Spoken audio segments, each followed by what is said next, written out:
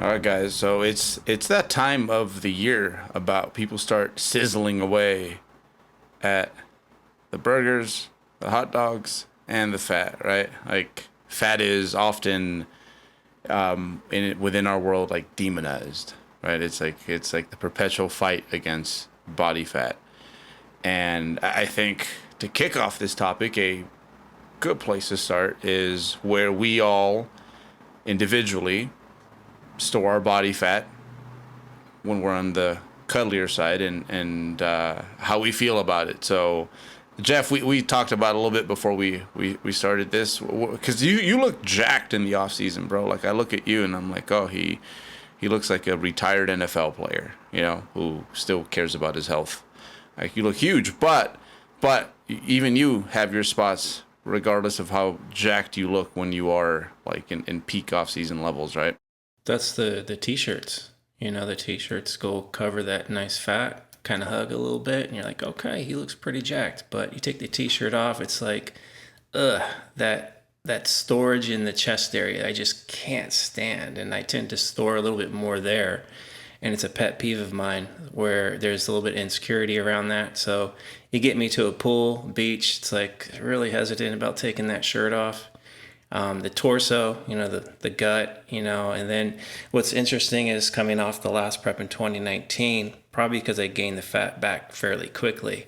I saw some interesting patterns there that I've never seen in the past, where a little bit more in my midsection than I normally would, as well as like the upper glutes. I was like, whoa, where's that coming from? That's definitely something a little new.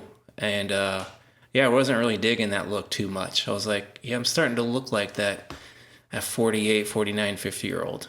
So a little bit of insecurity around that, and just interesting how now prepping and dieting down, like kind of seeing normal patterns with fat loss that I typically see. But the the lower abs and the upper glute area just really hasn't really transformed yet. And of course, the pec fat is still kind of there. So yeah, a little bit of insecurity around that. And I think a lot of us can have these spots, might not be the same spots as I do, but parts of our body where we're just like, I don't really like the way that looks. So it's just kind of an interesting observation that I've noticed on myself. But yeah, typically for me, it's more torso as far as like more accumulation of body fat versus my limbs. So yeah, off season, people see my arms and legs. They're like, oh, he looks pretty lean. He looks pretty. You're not too far away from stage weight when it's kind of furthest from the truth. I don't know if that's true, Jeff. Like most guys in their late 40s, like they lose their butts. So count your blessings in that regard.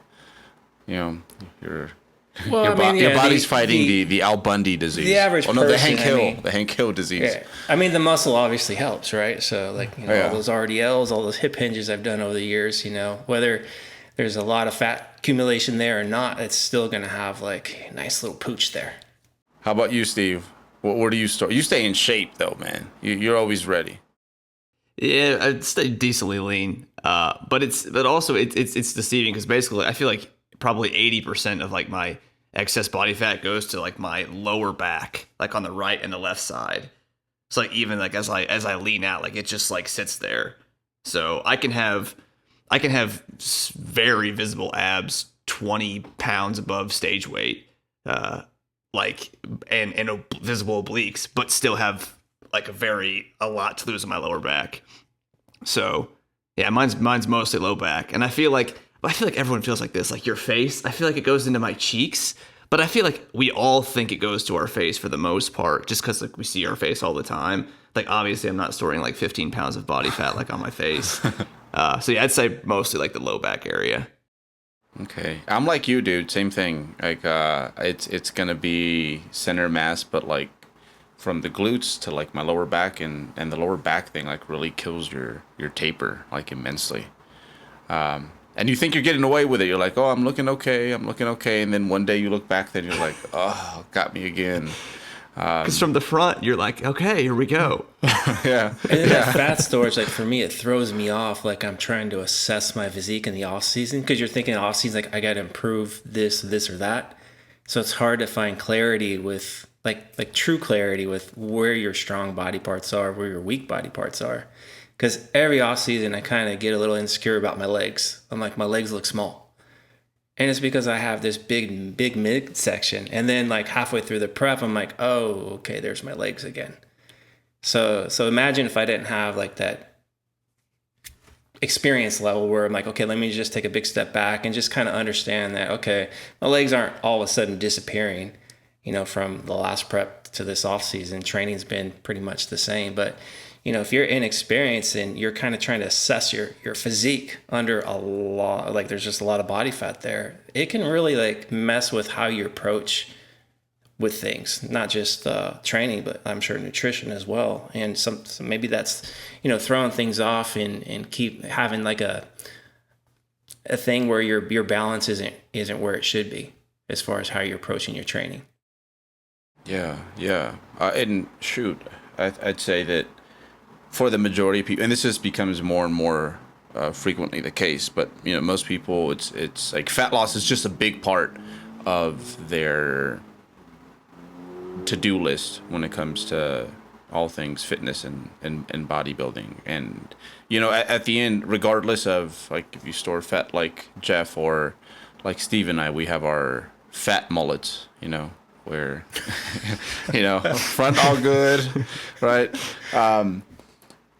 One thing, like, at the end, like I think we all kind of realize, like, it ain't too bad. Like when we really stop and think about it, and a lot of that has to do with just having muscular development. But at the end, I'd say, like, just kind of how we are, we're not necessarily happy with the idea that we store fat almost, or store fat in the ways that we do. Having a good chunk of muscle really helps contour things amazingly well, where we can all be approaching close to 20% or 20% body fat. And it's like, at the end where we can be objective and be like, what, it's like not all that bad. And I think a lot of people lose out on or have a hard time grasping like the power of muscle and how it can help recomp your body in a subjective manner, getting away from the numbers where like it can greatly alter your appearance. So quite often in my experience, people hate body fat so much that it's like they get too distracted by that and they don't work on the thing that is going to help them look their best when they are in these body fat ranges that, like, to be quite honest, you're going to probably spend a good chunk of your training career like in this zone. So again, yeah, it's the insecurity around that body fat too. I'm sure you guys have had athletes that, they got like a vacation coming up or something, and they're like, oh, I need to diet down because I'm going to be on the beach or whatever. And they're like, the insecurities is kind of driving more of like altering their big picture game plan, like you're talking about, Berto. Like the big picture goal is, of course, to gain more muscle as bodybuilders or, just lifters who are trying to better themselves as far as like their overall physique development. So they want to take time away from the big picture to kind of cure this insecurity. And, I always kind of think like, okay, you can probably do that. Yeah, you might get a little bit more happiness by doing that. But at the same time, I think as bodybuilders, like we tend to be a little bit more insecure than a normal person. Like you go to a beach, right? And I've done this where I've gone to like, trips to Mexico, and the same thing. I'm like, man, I don't want to show this chest fat, I'm like, don't want to take my t-shirt off. But then I look down the beach and I see like 70-year-old men, that, they have the little beer belly going, but they have their shirt off. They're in, short shorts, and they're just enjoying the trip. You can tell like they're just enjoying themselves and they don't care at all. And I'm like, I want to be like that guy. That guy's inspiring to me. I want to be able to take my shirt off and just do that. So even myself, I have to take a big step back sometimes. Like, okay, what's more important here? Having fun on this vacation or worrying about like my little chest fat here that no one else on the beach really cares about. And a week later when I'm back home, they don't even know who I am. They don't even care. So to me, it's like I kind of think about those things, and I try to just have that perspective of like, okay, what's the highest priority right now? And that's like enjoying life at that moment. You're on a vacation, you should be enjoying it, not worrying about like chest fat or body fat, because that's things you can deal with down the road once you get back into your normal environments. And truthfully, they were saying something. We just don't see this as like, or even. Yeah, it's possible they're saying, look at that dude, like he looks like he just came out of the NFL Combine, you know? Yeah, exactly. So, yeah, no, I agree. I think most people in those healthy body fat ranges, like, they're just kind of, for the most part doing their thing. But, like, with us, it's like we're worried about our spots, like, probably too frequently and probably to the point where it can impact like the possibility of someone reaching, like, I guess, their genetic potential from a muscular standpoint, which, again, is going to make you look better at all body fat levels. Because I wonder if you guys have found this as well, but like when I'm taking somebody through a gaining phase, like by far the biggest struggle is like just trying to help someone like not jump ship too early. Yeah. Because of the body fat. Like you said, Jeff, like, hey, I have this thing coming up and like we're 4 months into a gaining phase. Things are going really well. And like, oh, I got this trip in 2 months. Like, can we just do a little 8-week fat loss phase? I'm like, that's just like, it's really going to like, we're in such a good groove. And now we're going to like cut for 8 weeks. And then it's not just an immediate turnaround. And so then you still have to have time to like kind of get back to where you were. I'm like, it's just trying to like not get people to jump ship. Like you say, you got that momentum going, training's like on a high, plenty of available energy there. Stress levels are lower. Like, you just really just accumulating some muscle there, like good opportunity for it. Then all of a sudden it's like, oh, let's get off the freeway now. Let's go get a burger real quick down there, but not a burger, but you know what I mean? Like you're taking this little stop here to kind of cure that hunger to get leaner, right? To cure the insecurities. And then it's like, okay, you do this 8-week cut, and most times like cuts are going to be a little assertive if it's like a mini cut. So it's like you might be derailing that momentum you got in the weight room. And it's going to take you that much more time once you're done with the cut to get yourself back up to the speed where you're at. So it's like you lose a decent amount of time just because of that insecurity. Yeah. You know what? Like every time I go to USAPO Nationals, because they're at obviously body fat levels that you can perform well at typically, I can't help but like think like, man, all you people, like, they look like superheroes, like back in the warm-up room to me. Like I see these like huge legs, these like huge butts, these like huge upper bodies, and I'm like, wow, like you guys look amazing.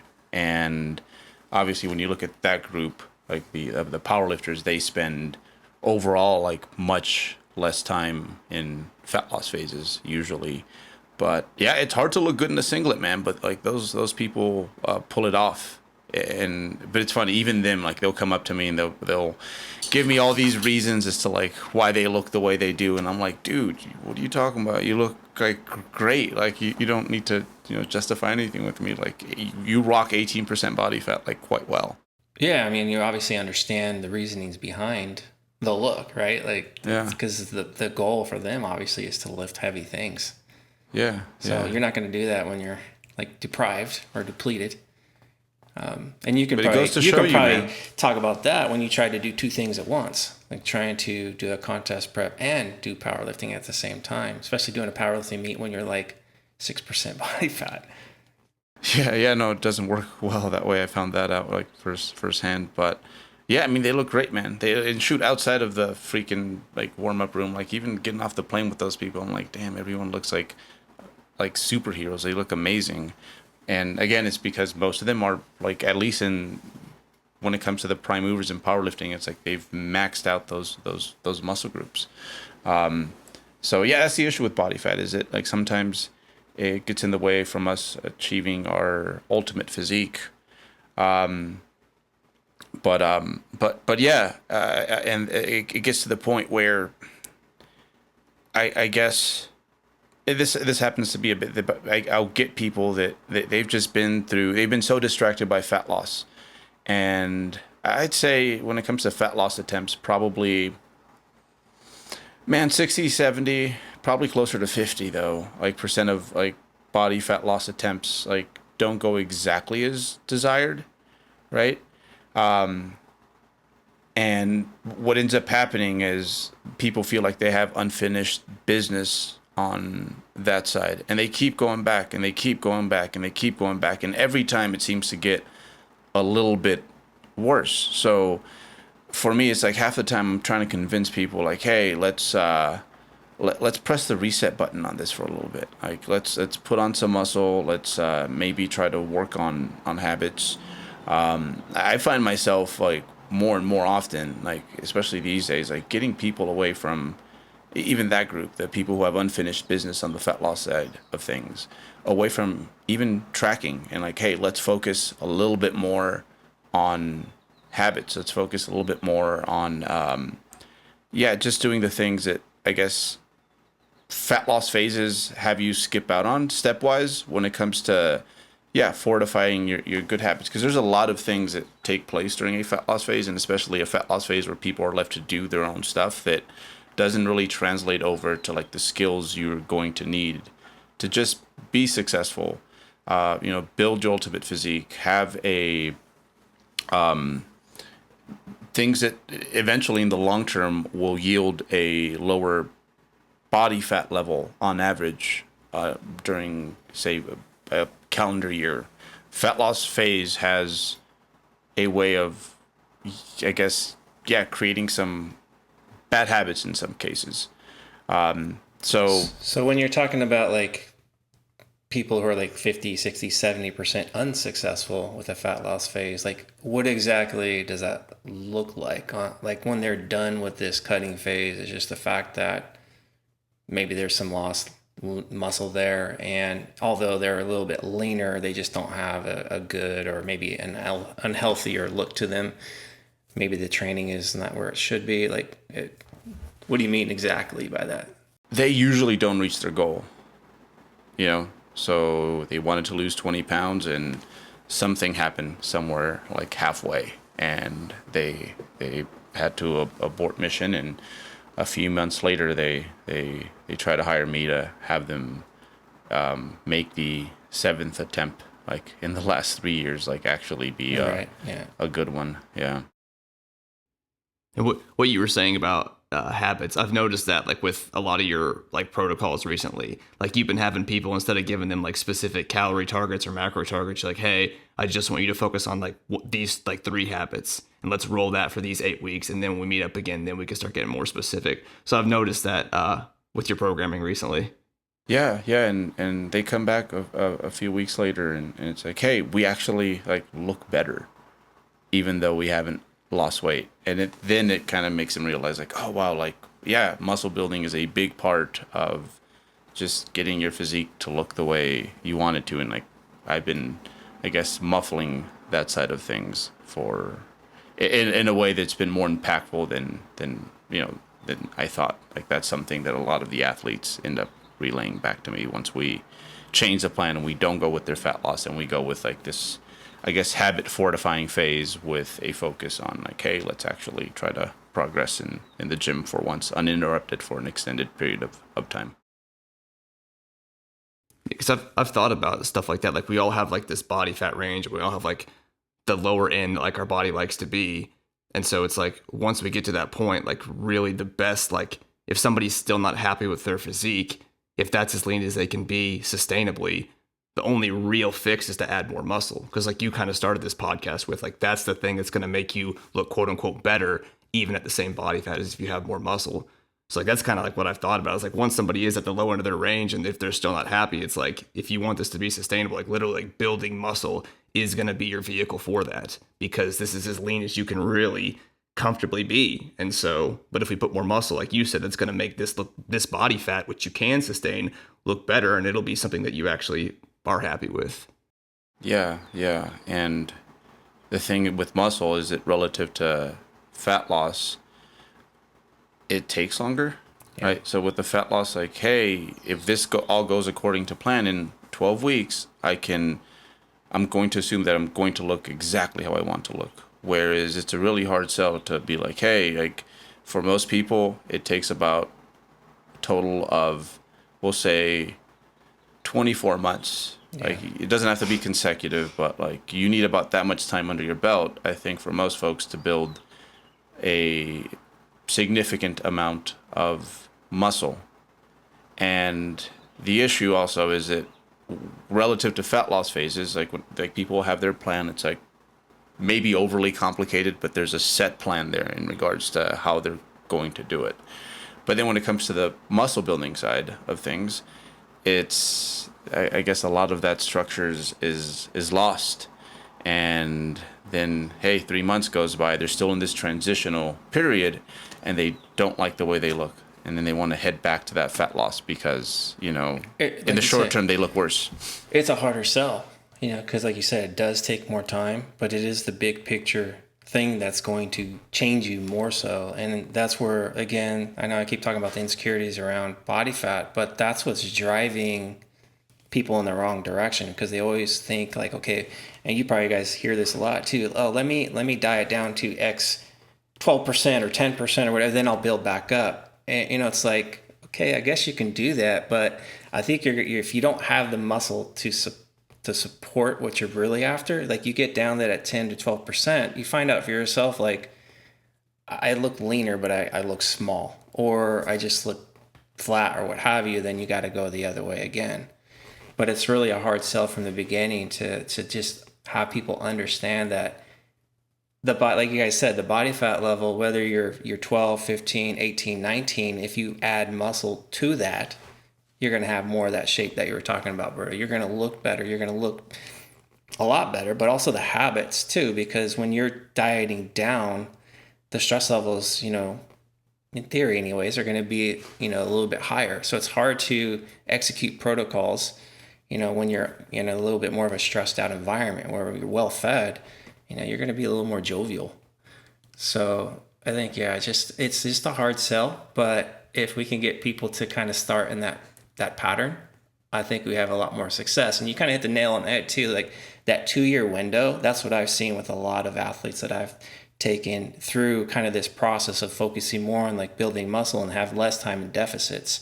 Because over time, 2 years down the road, if you're spending more time, you know, trying to build muscle, you know, your body is going to recomp a lot better. But also you're going to have the behaviors that go along with that to be able to sustain over the long haul. Yeah, it's hard to build good habits when you're kind of hungry all the time. Whereas, like, you know, gaining phase, you know, you're most of the time you should be, yeah, in regards to hunger levels, they should, I guess, it's a little bit different with everyone, but generally speaking, they for most everyone, they can be better than when they're going through a fat loss phase. And without that noise in your own head, it's just so much easier to do all the little things that are going to be beneficial to both fat loss phases and muscle gaining phases. And then on average, again, just have you rocking a better physique year round. But that, again, that like gaining phases, they're not just for building muscle, but they play such an important role when it comes to getting all your habits in line. And that's where a lot of people miss the boat, because they're like, oh, I'm gaining, I don't have to be as strict. And yeah, to an extent, but eventually what ends up happening is like they end up sliding more and more like in the direction we don't want them to. And a lot of people who, again, they've been going through that vicious cycle where it's like fat loss phase after fat loss phase after fat loss phase. They've never really tried to apply, I think, because they don't believe in the gaining phase yet, because they haven't, you know, I guess, collected like their lump sum of muscle yet. They have a hard time applying themselves in the same manner to the gaining phase as they do with the fat loss phase. So with that said, so what do you do to keep, like, because the focus a lot of times with people like this is on the aesthetics. Like they want to look better and they want to look better now. And of course, acutely, when you lose body fat, you're going to look a little better. So and so the emphasis is always like on the look. So when you're in a gaining phase, obviously you're not going to see massive changes acutely. So what do you guys do for strategy, or have them, let's say, focus elsewhere on? Like, what are those things they should be focusing on instead of like just the acute look, if you will? I try to have people focus on their training and seeing the numbers going up and just try to shift their focus to that. And I also, if they're doing too many physique checks, try to get them to cut that out. I'm sure I know you guys do that as well. And then if there are body parts that are looking better in the gaining phase, I have them focus on that. It's like, I don't know, like if they've been wanting to have bigger arms and like we're going through this gaining phase and their gut's getting a little bigger, but their arms are also getting bigger. I'm just like, dude, look at your arms a little more. Like, look at the things that are going well. Probably those are probably my top things, is just trying to shift their focus to the training, not doing too many physique checks, actually just focusing on the things that are looking better because of this gaining phase. And then I guess just the basic of like remembering the long term and like why you're investing in this. Like, try to see 24 months down the road where this is going to end up. And like you said, a lot of people, I think once they come to us, have already been through like this cut cycle so many times that they know that that's not working. And so the reason they reached out is because they wanted to do something different that actually was going to work. So there is, I think people, so I think sometimes people lose sight of, I guess, because most of the people we get, it's like they've gotten to the point where they can get their butts in the gym and they can do that on a pretty consistent basis. And people forget that, hey, you know what, that took you had to make it through like that first filter when it comes to like gym rat hood to get it to that point. Because I still remember, like early on in my training, like it was sometimes a battle to make that third day, you know. Like going to the gym. Like I remember just being in the couch and being like, you know what, I'll go at 5, and then 5 turned into 7, and to me it was, I had to make some progress before I guess it was easier for me to make it my thing, because you know I got some rewards already, and it's like, okay, like this is worth peeling myself off the couch and getting my butt to the gym. So a lot of our folks, they're already at that point where it's like, okay, they're consistent gym goers, but with fat loss, it's like, again, it's like that's the next filter where it's like, okay, like there's this next thing we have to do, and in order for you to look the way you ultimately do, it's going to involve some muscle gain. And with the muscle gain, yeah, there's going to be, like you said, Jeff, like that place where it's like 3 to 4 months post starting the gaining phase where you're like, all I know is that I've gotten fatter, I've gotten a little bit stronger, and I'm further away from my ultimate goal, or at least it feels that way. And if you can make it like beyond that 3 to 4 month phase and roughly double the time gaining, you know, like have yourself like 8-ish months of like, hey, good consistent gaining where you're not as meticulous as fat loss, but a lot of the order is still in place. That's where you get rewarded. And it always surprises me, like how many people have never even tried that maneuver yet. It's like you haven't even given it really a fair chance. And right, like right around that 3 to 4 month mark is where like things will come up, excuses that they can think of, like whether it's like Steve said, a vacation, or it's getting warm outside, or I've even had people that like, hey man, like it's like the holidays and I'm going to be around my family, and I want them to see that, hey, like this is working. So you start to find all these little scapegoats as to like why we should press that fat loss button. And again, to just kind of give the demographic that we work with like some credit here, because I feel like we're just pounding away on when it comes to some folks, because this story here happens to be, I think, like at least a third of the people that I deal with, they come from like this sort of scenario. It's for the average person, like they don't know how to lose fat. It's like they'll try this diet, they'll try this sort of way of working out. When you know what makes like what creates fat loss, what induces fat loss, like it's literally just a button, and it's really hard. It takes a lot of discipline to not press that button, and like I'll remind them of that. It's like, hey, that's the difference between you and everyone else. It's like, you know exactly how to lose fat. It's just like, is this the right time right now relative to your long-term goals? And one thing about like being in that gaining phase and like not bailing out early is that you get used to your look eventually. You know, like right around that 3 or 4 month mark, you're like, ooh, it just the spots that we don't like, they tend to get worse. if you can just go a little bit further, eventually you get very accustomed to the outfit you're wearing, and it bothers you less. And like you said, Steve, at that point you've been gaining long enough where like performance metrics have gone up significantly to the point where you're like, oh, okay, like there's some cool things that happen during non-fat loss phases. Like I can speak to that personally because like when my body weight gets around 190 plus, that's where I kind of have that look, Berto, where I'm like, okay, yeah, it's looking a little doughy here, a little soft. But my emphasis starts to go more into the, like Steve said, the training performance. So I look more forward to the gym than I do looking in the mirror. And so what I try to do personally is I look less in the mirror. And as far as like attire, like I'll just cover myself up more. And I try to put my mind frame into an athlete's perspective.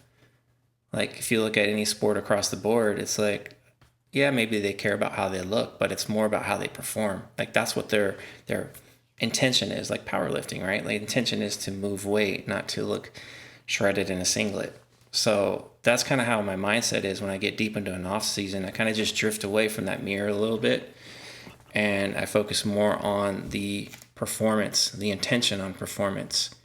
And also like again, like looking at the guy on the beach, I kind of think of that guy and go, okay, if that guy's out there with his shirt off enjoying life, then that means I need to work more on how I feel about myself internally, like true happiness. So those are the things I try to work on. It's not perfect because I still have moments just like any other human out there with some imperfections and some insecurity around how I look.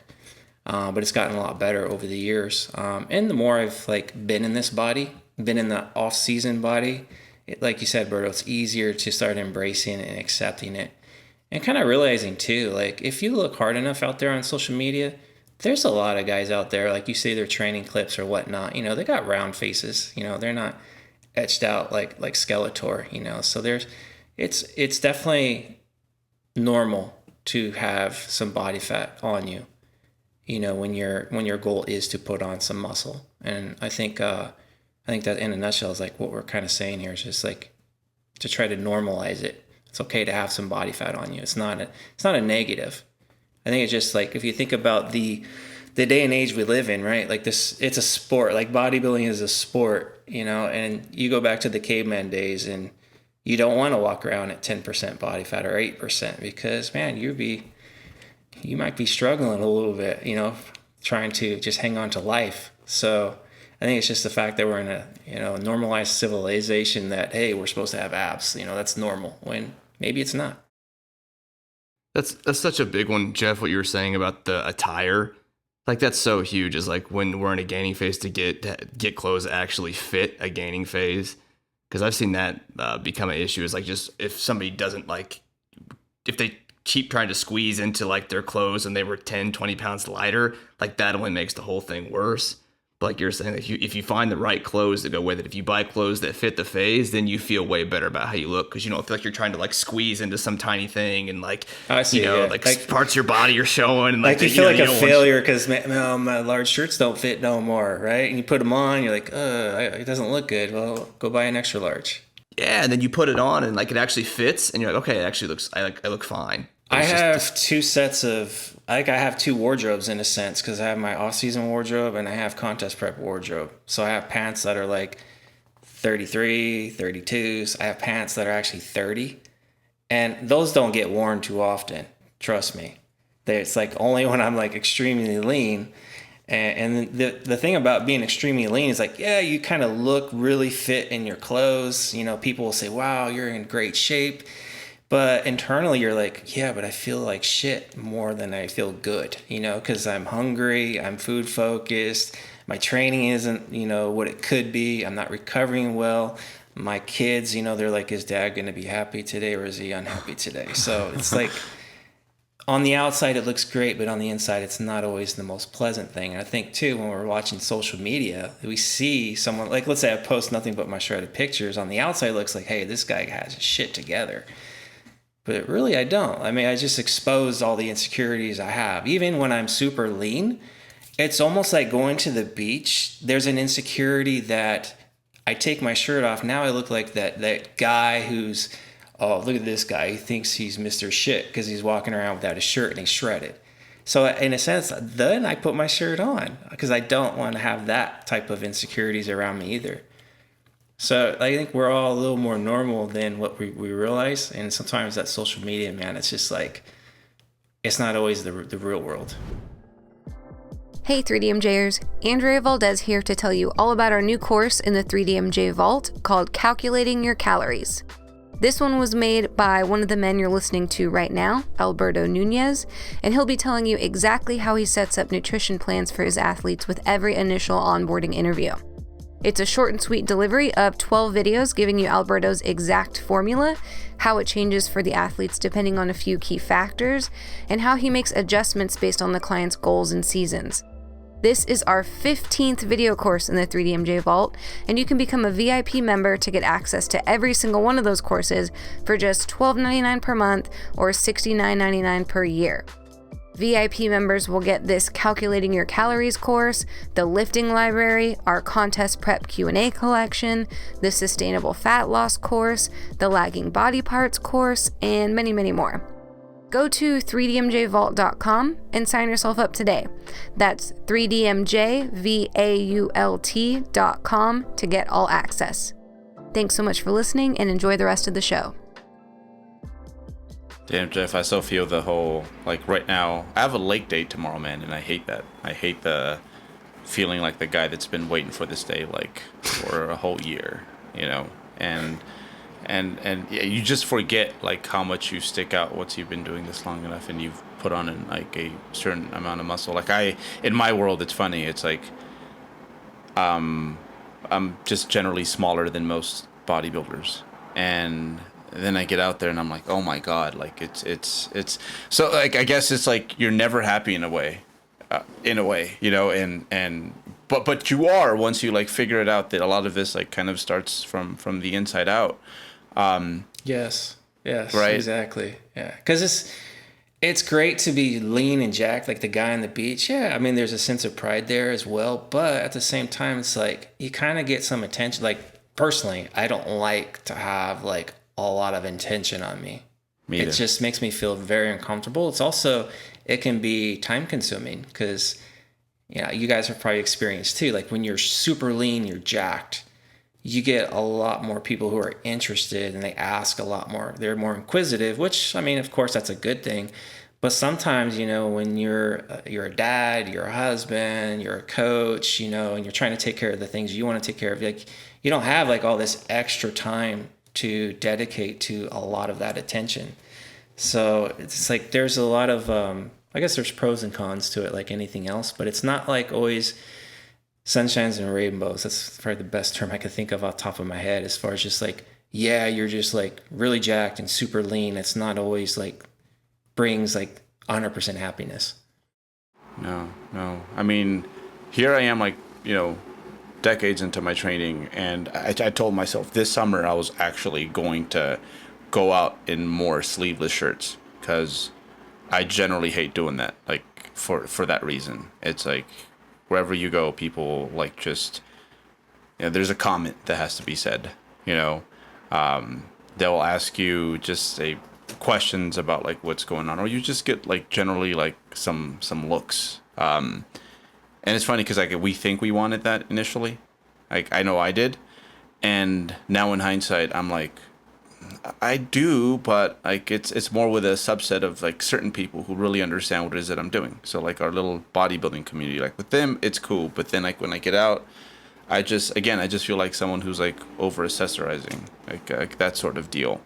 And at the end, like I think now more than ever, like it's a lot of this is simply for like my own joy, like, and I've gotten it to the point now where it's like, okay, like it's fun to be lean, but it's almost just as fun, and I think almost better sometimes, like when I am like in my peak off-season body fat levels and I'm doing things in the weight room that, you know, are new to me, and I think I especially enjoy those because with a PR, like no one has to be around to tell you like, damn, that's like pretty good. It's like you're there, you're experiencing it, like you feel the sensations running up and down your body, it's a very personal and very intimate thing.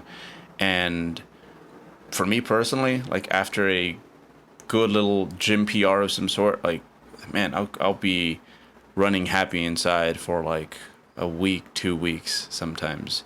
But again, it goes back to a lot of this now is like for like my like own approval, and that's something that I think as early as you can when it comes to this, like you have to ask yourself, like, okay, how much of this is for myself? How much of this is like for other folks? And if you do that, you'll find yourself making more and more of the right decisions, especially when it comes to like, is right now the time for a fat loss phase? So as far as like body fat storage, have you guys been able to like redistribute that with athletes? Like, have you noticed any changes like fat loss to fat loss phases? I think the closest thing to that probably be non-intentional, like post-contest, where most people seem to just be storing it in their midsection. Like that's where people typically don't want it, and people who typically don't store in their abdomen, like the weeks post show, it's like it's all going there. Eventually, it all smooths out, and it follows whatever blueprint you have in your DNA for fat loss, fat gain, and where you store it. But that's probably the one first thing that comes to mind is post contest, where everyone's just getting this gut. Is it the big influx of calories coming in a rapid time that's like, oh shit, now it's just going to like that midsection? Or would you say like over time, if you did it slower, like of course coming off a contest prep, like we're extremely lean, so yeah, we want recovery, you want to gain weight a little quickly in the beginnings, but have you noticed like things even out? Like the slower people go with that, is there like an even weight distribution, would you say, or it's just really hard to predict? It's almost kind of been the same, because back in the day when I used to have people come out a bit slower, like it would give them time to dwell on that. They're like, this is just getting worse, whereas like now, that first month is kind of a boom, and we just kind of get there a bit faster, and that seems to be easier for people in some way, because they're like, okay, that's just what's happening. Whereas like when I would go slower, they would just be like, okay, like hope this doesn't get any worse, and then like 6 weeks later it's gotten worse. So I personally haven't seen much of a difference when it comes to that in the short term, but in the long term, when we do use our recovery model, you just get healthier faster, and then it starts to smooth out. So I have seen that. I guess the other one that came to mind is, and it's not even, and it goes back to muscle gain. Like, I don't know, maybe someone holds a lot of fat in their glutes, but it's like a little flat butt, right? But there's no muscle there, right? It just looks like someone drew a line with a Sharpie. Like that's the butt. We put on muscle, and like 2 years go by, and like now it looks like we have less fat there, right? Because like their butt is like out to here, but it's the muscle underneath that's like pushing that out. So sometimes, like especially in the areas where again, like Steve, like I hold a good chunk of it in my lower back. Like if I didn't have lats, if I didn't have shoulders, like that would look worse. So sometimes, again, like muscle has a way of contouring things, and your storage patterns generally are going to be your storage patterns like through most of your life. There might be some changes as you get older, but even those changes, they still kind of model what happened before in your history. So I guess when I think of remodeling, like body fat storage, like the contest prep, and then again just building muscle. Imagine if you didn't have pecs, Jeff, right? Like what that would look like. Yeah, I would. Yeah. Okay. Right? Oh yeah, look a lot worse. Yeah, for sure. Yeah, you look like an orangutan, right? It'd just be like, ooh, right? Yeah. I do have kind of longer arms. I think Brad has longer arms than I do. So yeah. I don't know. Have you guys seen any differently? So strategically, it's like probably not something that people should be like have like a high emphasis on. Is like, oh, I'm gonna try to find some type of strategy to shift this chest fat more towards my legs or something like that, so I have a little bit more contour in my chest. Yeah, yeah, it's going to be a combination of muscle and just learning to find inner peace with like your DNA blueprint for fat storage. It's those are probably the two things that are going to help you the most in that regard, I think. Yeah, because I think you're probably the most experienced as far as like actually like doing like the reverse diet where you gain weight super slow over a long period of time. Like you eventually end up kind of in the same place as if you just do like a recovery diet, gain some fat quick, and then kind of slow it down, after you get a little bit more normalized. Yeah. And I Yeah. think like you kind of like touched on, I think what's important is you actually like feel good again as a human. Like your energy levels are back to normal, your training performance, the recovery aspects, the social aspect too. Like, okay, I can actually eat a lot more food now and I can actually go out to dinner with the family, and not stress over I got to only increase my carbs by 25 or what have you, because you're so focused on how your fat is going to redistribute. So a lot of things there, yeah, that probably make a little bit more sense as far as trying to be like really streamlined and trying to be strategic with fat distribution. What's your experience with all that, Steve? In terms of seeing body fat come back on differently, so since I'm not prepping people for competitions, I'm not getting them as lean. And so I think that phenomenon must just happen whenever somebody gets super, super lean and then they get that rapid increase in body weight. Because like if I finish a cut with someone and then we kind of shift into like a gaining phase or something, it looks like we're just going the same way we came down. So I was trying to think about that. I was like, I really don't see that happen, but it's also because I'm not getting people as lean.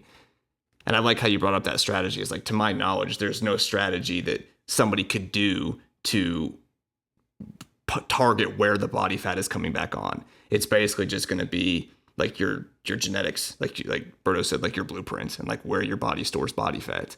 Yeah, because I think when I think of like strategy, that kind of pops up, like what we kind of hear about is the time component, as far as like gaining weight slower than faster, like, okay, maybe it's going to redistribute better because you're going slower.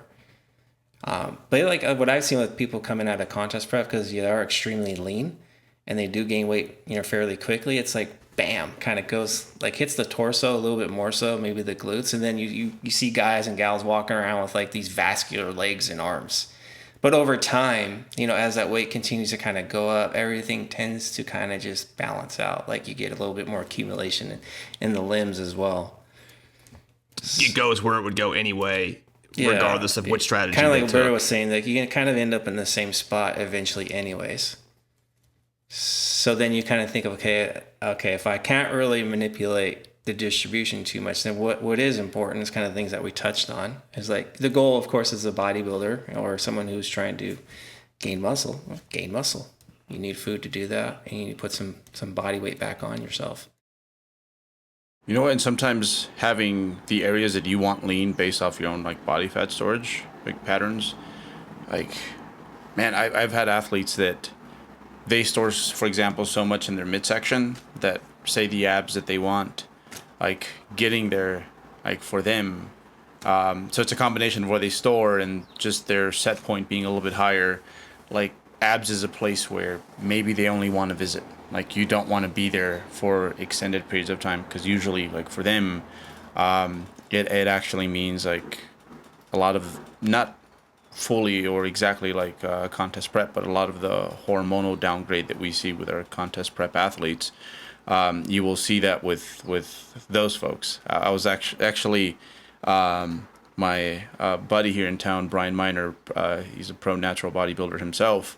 Like he is like the poster boy for that, because his last 5 pounds, a lot of it's coming in like off his abs. So we joke around how like, bro, you could never be like vacation lean, because that would mean like for you to have abs, you'd have to be running around with You'd have to walk around with shredded shredded basically. glutes. Yeah. So yeah, for some people, like I think that is important. Is like, hey, maybe that ultimate physique you want, like this is what it's going to entail because of the way you store body fat. And again, like going back to that like inner peace, like when it comes to this, it's something that you're going to have to work on, because visiting that body fat range for you to attain the look that you want just might not be something that's fully sustainable, which again kind of just shows you how differently people store body fat. Because you have guys like Steve and Eric, for example, like they can be around 20% body fat and like they'll still have a pretty damn good set of abs. Those individual differences are crazy. This is a good direction to go to. So on the way down, because we kind of talked about on the way up, let's talk about on the way down. Like kind of like Brian, right? Like for me, like if I was to walk around like quote unquote beach lean where I see like that pec line, the abs, yeah, it's kind of similar situation. Like I'd have to lose probably more weight than I would like if I want to like feel normal and be able to walk around comfortably all the time. And that's the thing with my lower limbs, like my hamstrings. You've seen this, Berto. Like I'm like 20 pounds over stage weight, but yet my hamstrings are stage ready. But my ass, my chest line, my abs, that type of thing, it's like, no, you still have a long ways to go. So when you're guiding people into fat loss phases, because we do that as well, it's not just all about gaining phases. So like, how do you guys determine, like, I'm sure you guys assess a physique and kind of see where that distribution is at. And you kind of know more or less like, okay, if I take 10 pounds off of this individual, this is probably what's going to end up being visible. Like, how do you guys know, in a sense, how that physique's going to look 5 pounds later, 10 pounds later, 15, 20, etc.? And how do you guys know where the cutoff point is? Even if you don't get those abs, like this person wants abs, but you know you're not going to get there. Like, how do you know when to cut that off? And what do you guys tell them? Like, it's just not going to happen. And these are the reasons why. My cutoff point's pretty straightforward. So it's like basically we're just going along through a fat loss phase, and eventually we get to a point where the amount of effort to keep losing body fat just gets to a point where it's just not worth it anymore. And so that's kind of like, that's the end point. Like, hey, if we keep going, like we're getting to a point where we're just going to be cutting, but you're most likely going to regain it because look how low calories are going to have to get. Look how much activity we're going to have to do. Like, it's just, so it's like my cutoff point's a little more straightforward because it's like, hey, this is about what you can sustain right now.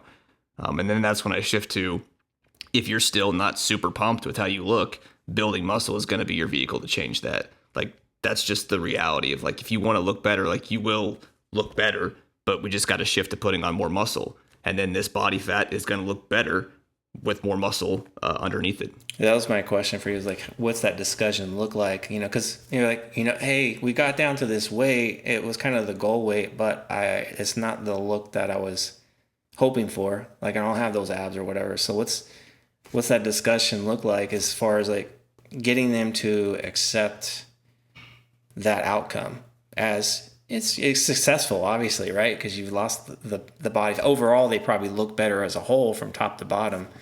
But what's that discussion kind of look like? Like for you, like how do you approach that? Yeah, I mean, it's tough because thankfully it doesn't happen like super, super commonly. But yeah, when it does, like when you get to the end and the person's like, but I still just want to be a little bit leaner.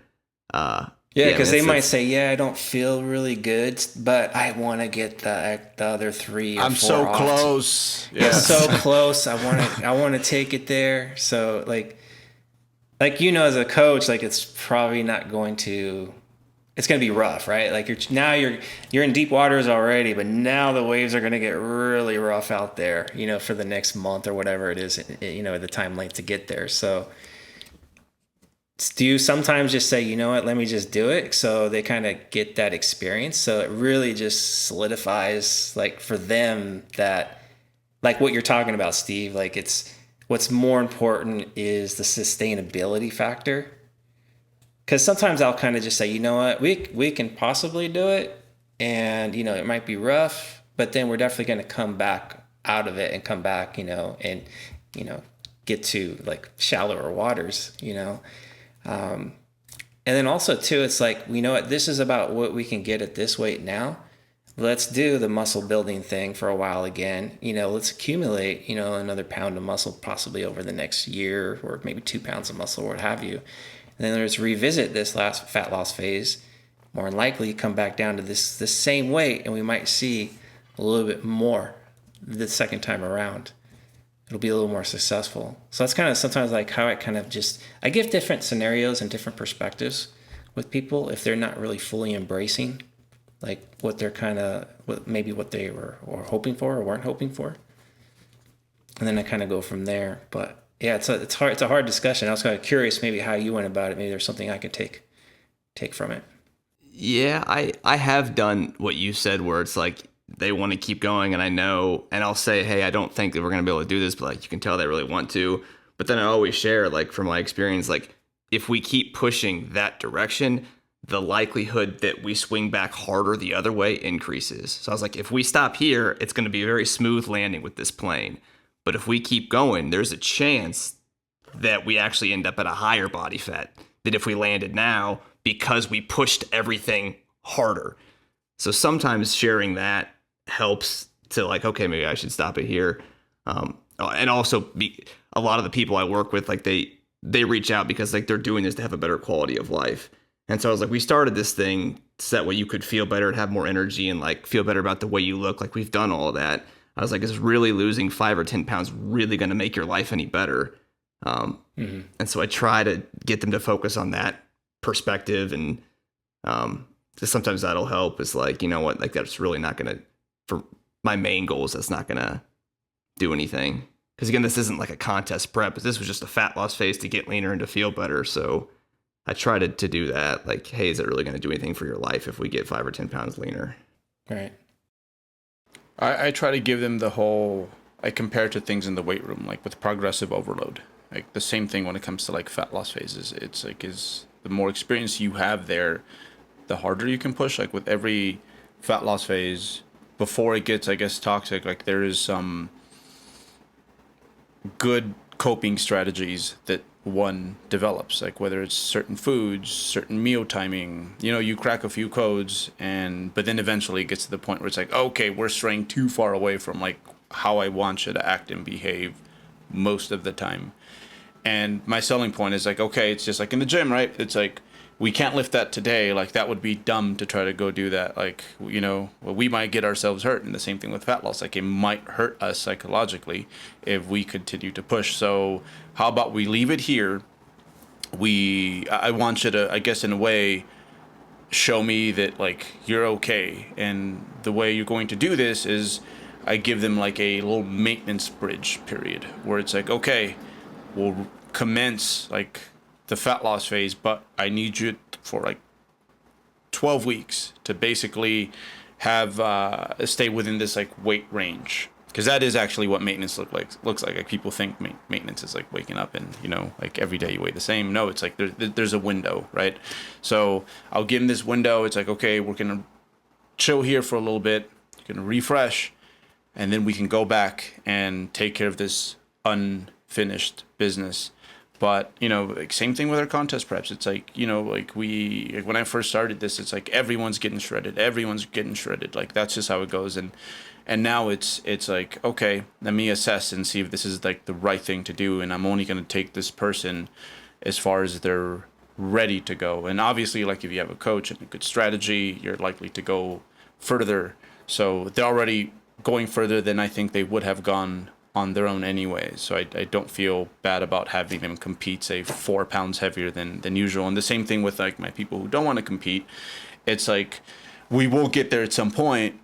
It's just probably not this specific fat loss phase. And we got to go back, regroup, refresh, and then, eventually we'll get to this. But like you, Steve, like I tell them like just how the odds stack up based on like what I've seen and the times that I've let people like, okay, let's do this, and how it quite often it doesn't work out. That's a good point, because I think oftentimes when we look at like this field, it's like we don't think of it as like there's layers to it, there's levels to it. Like you look at any other sport, I always like reference other sports a lot, because it's like you look at football, it's not like, okay, right now we're playing on a high school level, but yet you're trying to accomplish something that's on the pro level. Like you don't see too many high school football players going straight to the pros. Okay, we got to go to D1. We need to master D1 before we can get drafted into the NFL. Yeah. So I just think sometimes like we're maybe we get a little too far ahead of ourselves. So I think it's a good point to kind of make that. Yeah, there's definitely layers to this. And speaking to your maintenance periods, Berto, I've had this happen where I've kind of done similar approaches. Like, you know what? Okay, right now, okay, you still want to cut, but let's just chill out. Whether it's even a week or a month, 2 months, whatever. Like, I've seen this where like a month later they actually look better than at the end of the cut, because at the end of the cut, if you think about it, you're a little bit more in a depleted state. So you bring food levels up, even if you do gain a little bit of weight back over the course of a month, 2 months, or what have you, you're probably going to look a little bit better than you did at the end of the cut anyways. And then people start to kind of see like a little bit more of that bigger picture that we were talking about in the beginning. Like, oh, okay, I kind of get what they're talking about now. It's like, okay, yeah, I'm roughly the same body fat, but because I'm actually looking fuller, whether it's just, you have more glycogen because you're eating more food, or you put on a little size over the course of a month or two, you look better. So they have a little more buy-in now to that big picture approach because they're seeing for themselves, like how that process is kind of looking. So that's what I've kind of experienced too. And sometimes it's like, you know what, I even had this where they're just proactive. You know what, Jeff, let's not go back into that cutting phase now. Let's just kind of stay where we're at now and just kind of milk the training like you guys are talking about. It's a hard sell, man, because sometimes they don't want to disappoint you as an athlete, like that they can't carry on. But man, like that sort of self-awareness, again, goes a long way. Like you're not going to load something on a squat that you're just not ready for. And, the same thing with fat loss, and especially the way fitness is packaged now. It's like, hey, you run through most fit people's like Instagram feed. It's like these people who, it's like they look shredded and happy. And, for the most part, these folks are rocking a pretty good physique year round, but it's like you don't know the backstory. Like they might have been at this for like 12 years now, and like you're on year 2 trying to still figure things out. Yeah, it's not a fair comparison. That's the thing. If you don't know someone's context and you're trying to compare yourself to you're a good example. Is like you've been training for over 20 years. You've mastered how to manipulate your body composition. You know how to gain, you know how to lose. Like you have so much experience. It'd be so unfair if someone in their first year or two to look at you and go like, okay, I need to be like him. Why can't I be like him?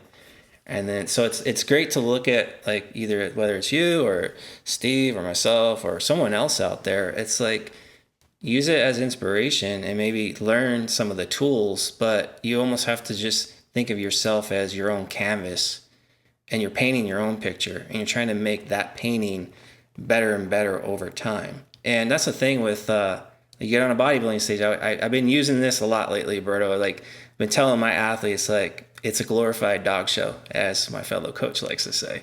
So it's very subjective. You're comparing a poodle and a Rottweiler. How did the poodle win this show? Or the last show, the Rottweiler won. Like, it's very subjective. So you kind of have to just keep those blinders on yourself, or just look at your own canvas and try to paint the best strokes that you can. And all the, like, whatever I might do that might be correct with myself, like, a lot of that would not have come unless I've found, like, that, I guess, that inner peace with like all seasons. And again, like doing this mostly for like internal reasons. Even when I compete, man, like it's like I know that at the end it's a subjective sport, and because of that, it's like a lot of what to me determines like whether or not this was a successful time investment for me, in this case the contest prep, has to do more so with like the self-improvement and comparing myself to like myself of yesteryear, basically. So yeah, it's when you're less distracted by what others are doing, or you at least learn to confine that a bit and segregate it from like your own situation, so much more things can get done. And I think that's important because people are very different in regards to like their own physiology, very different in regards to like their backstories when it comes to this. Like every athlete we get, it's like that's exactly where we start. It's like, okay, let me get to know this person, let me get to know their situation a little bit better, so that I can write them up the plan that is best for them. Because we see all sorts of different things, like pop up through our application process, For example, like again, like the guy that if he wants abs, like as a dude, it's like that shows that okay, I'm really about this life here. Like for some guys, like that might mean like, hey, like we're going to, have like cold hands, cold bodies, hormonally, you might see a little bit of downgrade. So everyone is so different that like to have like this one example, the stereotypical example of like what peak fitness looks like that's just it's unfair for a number of reasons. Shoot, the inverse of that, like I guess, especially booties are in now. Like that is the thing. Like a lot of those like fit influencers that you see, like they just happen to store body fat like in the right place, and that with a little bit of like body weight squats, and it's like boom, like homegirl over here like has that butt that everyone wants. So like if you are a person who doesn't store fat there, who just genetically has small glutes, like that's going to be very distracting to you, and it's going to take away from the stuff that you're actually accomplishing. True. It's unfair to yourself. So try to make that comparison. Yeah. Yeah. And at the end it's shoot, like most people end up, I'd say at the end on average, not maximizing their own genetics anyways. And a lot of that has to do with just bad decision making along the way, like them getting in their own way. So like we all start differently genetically. We all have a different hand, but at the end, I think most people with like a good 5 years of like doing the right stuff, like I think they would blow their own minds. Like if the noob could see them, the noob version of that person could see them 5 years later, they'd be like, damn, like that's me. But again, that's really hard to do when you have a feed that is promoting things that are unrealistic, or at least unrealistic when it comes to the timelines that one would assume like one needs to get these things accomplished. Steve, final take on fat? I'll take on fat. Fat's a part of life. If you want to build muscle, you got to put on some body fat. And if you're struggling, you know that it would be best long term to stay in a gaining phase, but you're struggling with that. Get some clothes that fit. Try to focus on your training. Don't look in the mirror so much, and then just try to visualize the 24 months or the 12 months down the road, what the other side of this gaining phase looks like, and just try to keep your focus on that to help you get through this. And then unfollow things on Instagram that distract you. Oh, that's huge. If there's a bunch of like shredded bodies and all that stuff, and it just keeps making you want to cut, just toss all that. Get rid of the noise. It'll make it way easier. I like that. Yeah. Get rid of the noise, yeah. What about you, Berto? Final take on fat. Man, I think regardless of your body fat levels, I think if you're just generally not happy and centered, like that's not going to fix it, But the one thing that bodybuilding will, for some people, give you is the tools, and I think the ability to, I guess, think in a more long-term way, so that perhaps you can take clues from this and apply it to the things that maybe you do need to work on to, find just more personal fulfillment. Because, I've been shredded and peeled at like different levels of happiness, and a lot of those things didn't get sorted out until like, I did things outside of like what I eat or how I train. But for sure, a lot of what I do has been influenced by the lessons that I've learned from bodybuilding, because, again, it's you in this environment. It's you moving about through this goal, and you get to see what things you are predisposed to doing when it comes to your personal choices. So, abs or, these big old glutes ain't going to make you like happy if you weren't happy to start. They might in the short term give you that, but at the end, I think the magical stuff is just more so about like getting to know yourself and trying to apply some of those lessons to the things that are most important in life. Yeah, real quick on that, just maybe this is random, maybe think this might not make sense, but like if you knew that no matter what you looked like, that would not make you happy, like you just were guaranteed of that, what would make you happy? Yeah. For me, Steve? No, I'm just like the thing. Oh, like, yeah, you know, yeah. No, somebody I was was like starting this journey. Like they knew it's just like no matter what, I'm never gonna be happy with how I look. I'm never gonna be happy with it. And what would make you happy? I thought you were putting me on the hot seat, bro. No. I'm like, I mean, you go for it if you want. Like it's but that is an excellent point to bring up, right? Because that is one thing for sure, is that like this is probably not going to make you as happy as you think, you know. But it's skill acquisition I think that's the best part about it. It's you pick up some very relatable skills when it comes to other things, because I know stuff that I goof up on this, like it resembles things that I actually goof up on, like when it comes to like my actual life. So shoot, for some people it might be like, hey, stop caring about what other people think about like your physique. The fact that, I don't know, you have back fat or like, you know, pec fat. But like you said, Steve, yeah, I think that's a great question to ask or point to bring up. Because we can almost guarantee that, man, that like changing your body comp is probably not going to make you as happy as you think you are. Not, at least not in the long term. Which is like, I don't know, if you take that off the table, then it forces you to like look at, okay, well, what is the actual things that are going to make me happy? Yeah. We all have like actual baggage that's like plays a bigger role in how you feel about yourself in general than like the baggage that's like hanging off your midsection.